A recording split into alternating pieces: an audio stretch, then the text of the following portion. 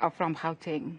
You just said there's actually a portion of this province where services are delivered, things work. I mean, I was there for 2 weeks. There's traffic lights that work, guys. And it's green and officers that do their jobs. Right. And you've got to work, huh? And there's no people directing the traffic at the traffic lights. It works, yes. Right? So you're talking about, and I want us, Aakash, to talk about the fact that the glaring inequality is not just in Cape Town, because she's saying there's a section here that works. We are from Gauteng, guys.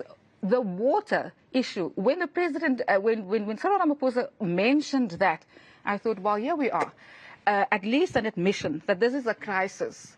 And we feel it acutely in Gauteng. What did you make of the bread and butter issues, but also those kinds of issues that he mentioned? I think he skimmed over it. What was your take?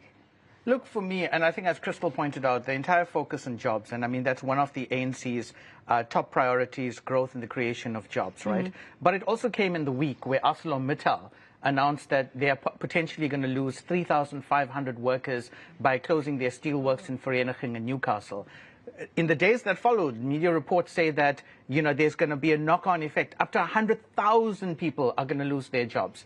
And then when you put that into context, where the president said he wants to create a construction site, I think it was the president who said he wants to create a construction site. Must become a construction site, and that was SONA, the SONA address. So how do you create a construction site if you don't have steel that's available in South Africa? Because to import it is going to push up your costs.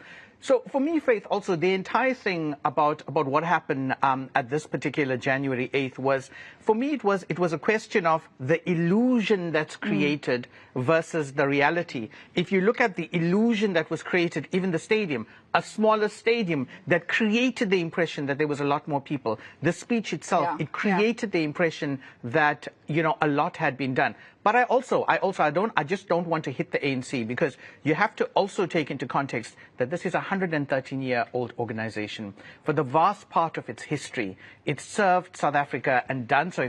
Had it not been for the ANC, let's be perfectly honest, we wouldn't have the democracy that we have. But then, Manaledi, what about the warning and the signal going out from Cyril Ramaphosa if we don't renew?